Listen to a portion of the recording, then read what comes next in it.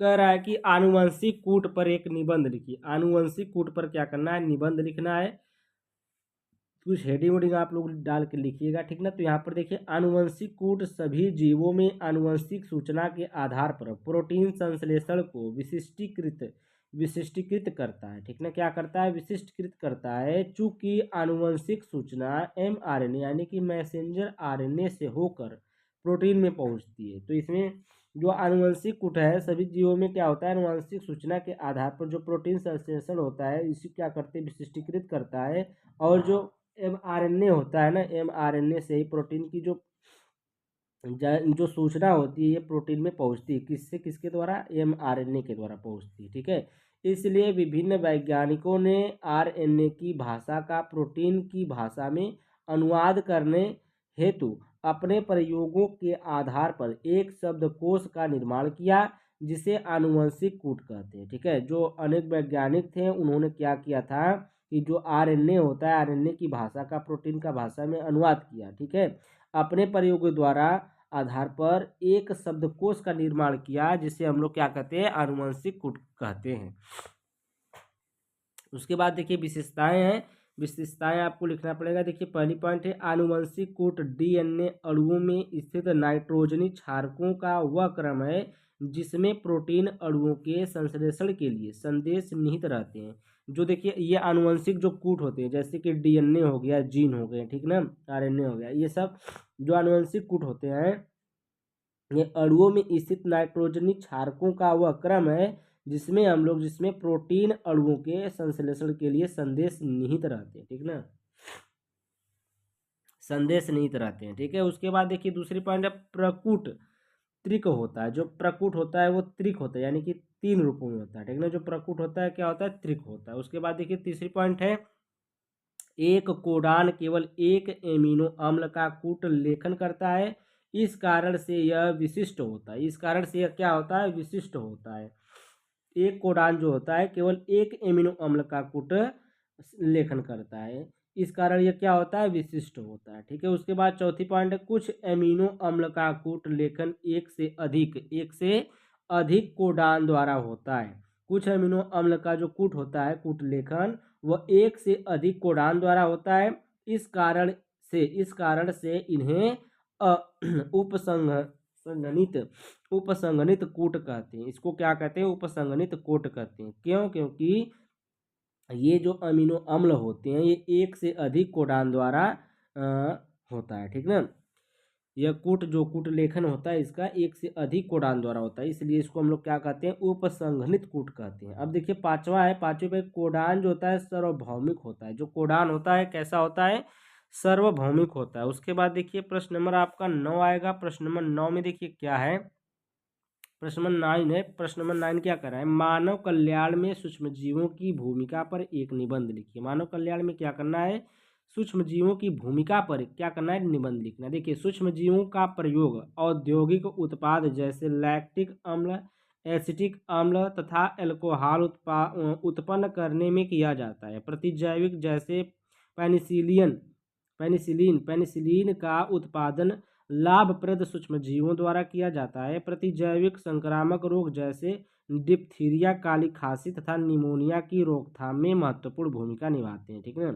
इसको एक बार और पढ़ते हैं। सूक्ष्मजीवों का प्रयोग औद्योगिक उत्पाद जैसे लैक्टिक अम्ल, एसिटिक अम्ल तथा एल्कोहल उत्पाद उत्पन्न करने में किया जाता है। जो सूक्ष्मजीव होते हैं उनका उपयोग कहाँ किया जाता है, कहाँ किया जाता है, लैक्टिक अम्ल को, यानी कि सूक्ष्मजीव का मतलब है कि अगर कोई चीज़ सड़ा कर बनाई जाए तो उसी में सूक्ष्मजीव की उपयोगिता होती है, ठीक है।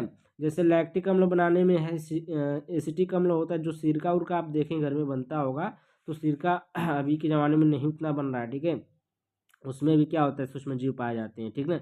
एल्कोहल भी देखिए कुछ चीज़ सड़ा कर, महुआ सड़ा करके बनाया जाता है, ठीक है। तो रस, उख का रस जो होता है उससे बनाया जाता है सड़ा करके।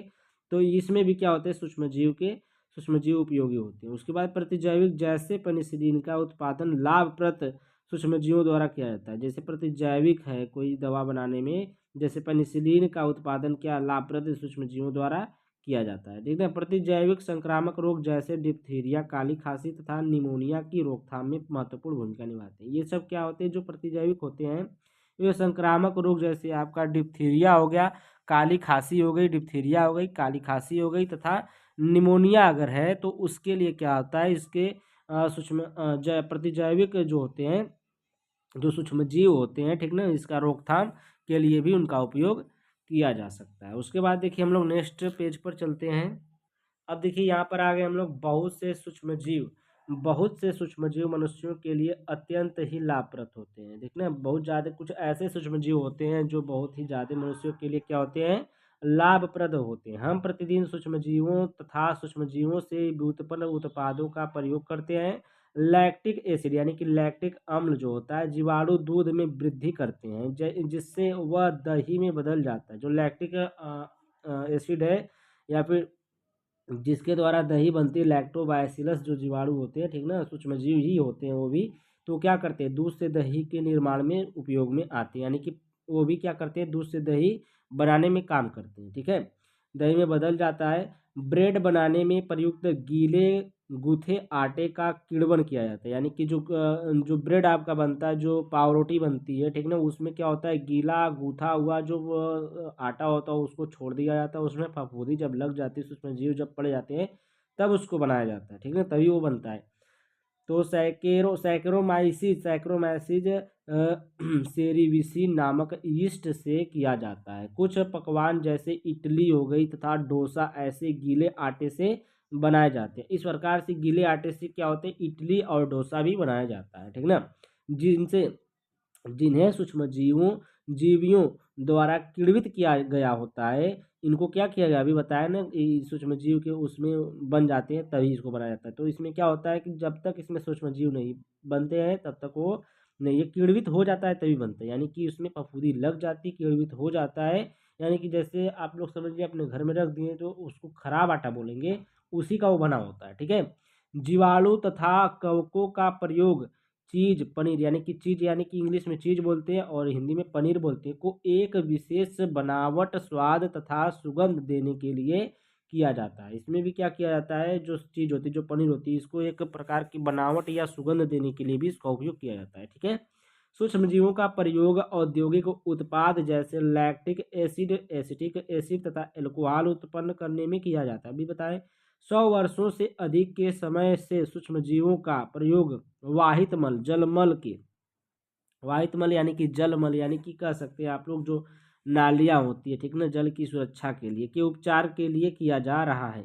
गोबर में सबसे अधिक मीथेन पाई जाती है, ठीक ना, जो गोबर होता है इसमें क्या होता है, सबसे ज़्यादा कौन गैस पाई जाती है, मीथेन गैस पाई जाती है, तो उसी से गोबर गैस बनती है। ठीक है,